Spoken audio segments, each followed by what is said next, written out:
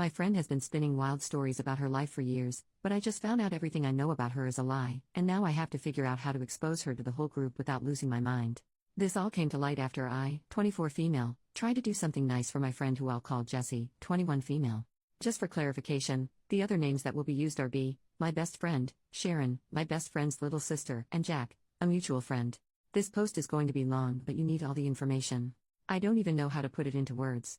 Important backstory: I met Jessie through B and Sharon. Jessie was Sharon's high school best friend, and because B and I lived together, we would all hang out as a group. Jessie seemed to take a liking to hanging out with B and I about 2 years ago, and started hanging around us more. She quickly became one of our very close friends. B and Sharon's father passed away from brain cancer in September of 2022, so less than a year ago. He was also like a father to me, because I have had no father figure for the past 12 years of my life. Jessie has a childhood history of lying, which we attributed to her being the youngest sister and the fact that she didn't have many friends growing up. Anyway, I have a large friend group, maybe 8 to 10 people, outside of B and Jessie.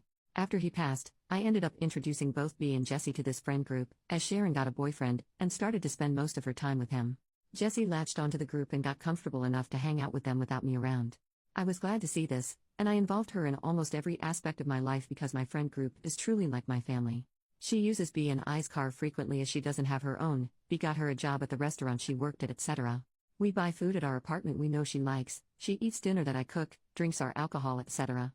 She has never offered to pay us back or contribute to the food and alcohol consumption or anything else really, but we kinda just chalked it up as her just being forgetful. Shortly after I introduced her to the group, she confided in everyone that her mom may have lung cancer. We all were there for her and supported her while she was waiting for the test results. When they came back positive, we all offered to cook meals and send cards and letters, but Jessie declined, stating that none of that was necessary. It was caught early and she just needed to have it removed. We never heard anything else about it, other than her mom was doing fine. A few months later, she started casually seeing a member of the friend group named Jack. He lives about an hour away from us, but visits the group when he can. I had also been seeing someone who I'll call Peter. Jessie said that she and Jack had gotten really close, that they were possibly talking about dating, but that they were probably going to hold off because of the distance. Jessie said she introduced Jack to her horse, that he would come stay at her parents' house, etc. During this time, she also got a new job as an engineer at a very prestigious company that was out of the area. She quit working for B's job, serving or hosting. It started as an internship, but transitioned into more. She said that it was a mostly work-from-home position, and that it paid incredibly well, even saying she had one of our friends look over. When my birthday came around in June, we planned a big party in our friend group because 2 of our other friends have birthdays around the same time. It was a costume party, yes, in June, where you show up as either a hero or a villain. About 2 hours before the party was supposed to start, Jessie texted me saying her mother had tried to off herself and was in the hospital, but that Jessie was still going to try and come to the party, just without a costume. I was very understanding.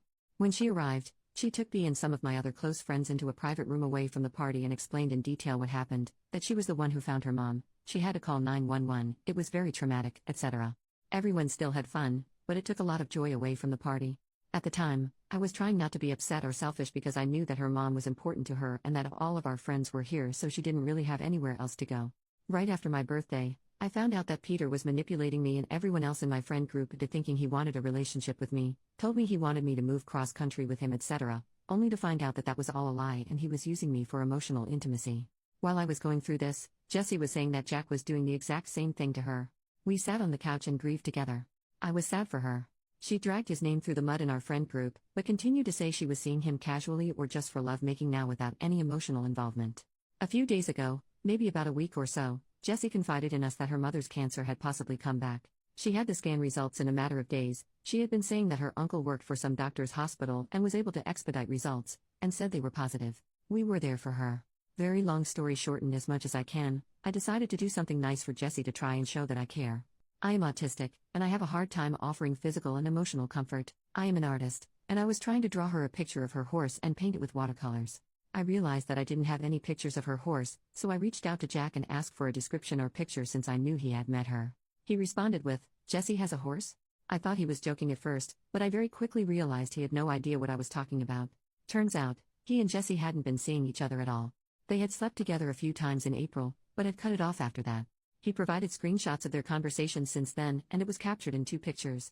He also provided time-stamped photos of him literally out of state when she said that they supposedly were together. This started an entire spiral of realizing that nothing she had ever said actually made sense. I reverse image searched a photo she had sent us, an incredibly grainy one, of her at a rodeo, and it was literally a doctored stock image. This is the only picture of her with a horse that she has ever sent and that I have ever seen. There is none on her social media or on her phone. I asked everyone in our friend group, and no one had seen pictures of her horse, and it isn't on any of her social media. There's almost no way that she has this job at this big company, because she never graduated college and her position requires a college education. She also had previously used B's laptop to work, but upon checking computer history, the only thing it shows she was working on was a D&D campaign. She also is never in the location that the company is actually in, always seems to have the day off with PTO or be done with her work, and conveniently never has her card on her to pay for things or is locked out of her Cash App or Venmo, and will bring cash the next time she sees us. But somehow always forgets that she owes us money, almost as if she doesn't have any money to give us. She literally told Jack that she had a Skyline GTR, type of car with a base price of over $100,000 I guess, but that she wrecked it. Neither B nor I have ever heard of this story. I started to remember things she told us that just didn't make any sense and felt like they had been taken out of our own lives. She said she was robbed at gunpoint, but the timeline of the police making an arrest and returning her belongings, less than 24 hours, made no sense. I would know because I was robbed 2 years ago and had to testify in court because he stole my car. I have a copy of the security footage of my phone because I had to turn it into my insurance. I have also had a gun put to my head by an ex-partner who I literally had to have arrested. She said her mom attempted to off herself, but Jesse's location never once said she was at a hospital. All of us share our locations with each other, and B has seen her mom over FaceTime since then. No scars were there, definitely would have been based on the details that Jesse provided. And the cancer. I think that there was likely some sort of scare, but I don't know that I believe her mom was ever actually diagnosed. Especially not this second time. My granddad and B's dad passed from cancer. I know how long it takes to get those results, because waiting is agonizing. I have proof that at the time Jessie says she was at the hospital with her mom who was having multiple seizures literally last night, her location shows her sitting at home. Things in our home have also gone missing. Chargers, grinders and their contents, clothing, etc. Jessie is always the first to blame other people that have been in our home, but she literally has access to our apartment at all times. She has been there before when we aren't home. What if she's been having people over and claiming it's her apartment? Stuff has been moved and things have gone missing. I literally don't know what to do or how to process any of this.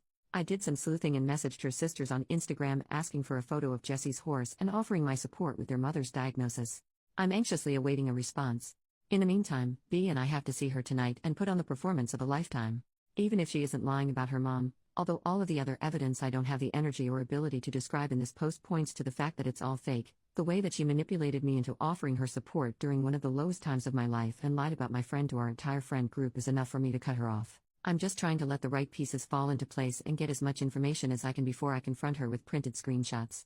We lied and said they were doing a battery check on our key fobs, and asked her to bring hers with her tonight, as well as all of the clothes that she has of ours so we can take inventory and figure out what we need to buy for our winter wardrobe. She will not be getting the fob back or be borrowing any clothes. She will absolutely not be coming back with us to our apartment to stay and won't be left alone with any of our belongings. What the hell do I do? How do I tell the rest of the shared friend group that she's been lying the whole time? I don't understand why she would lie about any of this or the other things she's just invented. Is this some sort of mental illness that can be treated? Please help. Any thoughts or advice are helpful. Edit to add some examples of some other possible, likely, lies. 1. She is a licensed mechanic. She wasn't able to help me with an oil change because she didn't know how, which I thought was suspicious. 2. She got kicked out of a Zach Bryan concert because the girl in front of her was making fun of her Doc Martens and she fought her. She drove my car to the concert, returned it with an empty tank and did not offer to put gas into it, but she never posted any pictures of the concert or the event and she always does this. 3. Her dad was abusive, said this after she found out that my dad assaulted me. 4. Her ex was abusive, said this after she found out that I survived 2 DV relationships. 5. She had a large SLUT tattoo removed from her abdomen and they used a special cream to make sure it didn't scar. To my knowledge there is no such thing and no evidence or picture of said tattoo. 6. Jack gave her a Patagonia jacket to keep and remember him by while he wasn't with her because it didn't fit him right. He denied this and says that he accidentally left it in her car when she gave him a ride to a bar and used to wear it every day for work. 7. She had an abortion at 6 to 7 months, said this after she found out about my abortion due to the DV situation I was in, claimed it was for the same reason. 8. Said she vacuumed B's floor after staying in our house for 5 days. She has psoriasis and sheds all over the house. The vacuum was in the exact same spot that it was when I had last used it the day prior in the living room, and when B swept the floor, it wasn't clean at all. There were flakes literally everywhere. There are so many more, but I am already blown away by this. My brain is literally mush at this point. Update 10 days later, so B, Sharon, and I took Jessie out to a Mexican restaurant, and waited until she ordered her food and drink before we started the official intervention. She has a nasty habit of leaving her wallet at home or getting locked out of her bank account, Venmo, or Cash App, So we had all agreed not to cover any part of her tab and to turn her information over to the server or manager if she tried to dine and dash. She was supposed to bring my pair of shorts, as well as a $50 bill to pay me back from buying her Barbenheimer tickets, plus the shared alcohol we pre-gamed with as a group. As soon as she sat down, she was going in on how stressful her day at work was and how she had screwed up something major in the company's budget, etc. We had to straight-faced listen without letting on that we knew it was all bull crap, one of the hardest things I've ever had to do. After we placed our food order, I made eye contact with B and Sharon and pulled out my phone. I set it to the voice memo record and placed it face down on the table. I was sitting beside her, and B and Sharon were sitting across from her. I started the intervention by giving her the opportunity to be honest. We let her know that we knew she had been lying about things, and that she had this one opportunity to save her butt and explain everything.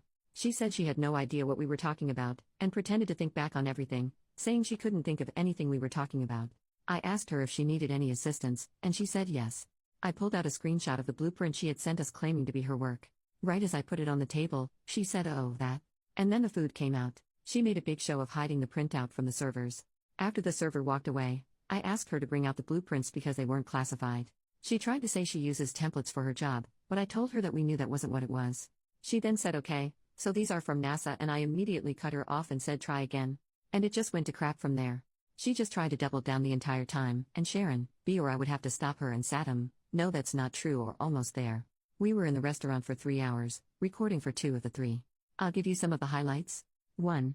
Tried to say that her location showed she was home every time she said she was at the hospital with her mom because she could switch whose location her Apple account showed her Find My Friends. I asked her to show me how to do it, and she couldn't. 2. Tried to say that her family had to sell the farm for cancer treatments, but that it wasn't as big as she had said it was. I asked for pictures or an address to the farm, and she couldn't provide this. Eventually tried to say that her family sold the farm a year ago, but couldn't provide any information. 3. Tried to say that she did actually work for this big company, but that she was just a paid intern. When I showed her the job listing from the company website, proving it was 100% on-site, and that she didn't have the required experience, she had nothing to say. 4. Her mom never tried to hurt herself, she was just really sad. 5. Finally came clean and said she was using drugs again, meaning every time she was driving B or I's car for a work meeting or business trip, she was just buying substances. This explains some of the lies, as she was using them for a cover, but there were just other things she lied about for literally no reason. This also explains the missing cash, clothes, and items around our apartment.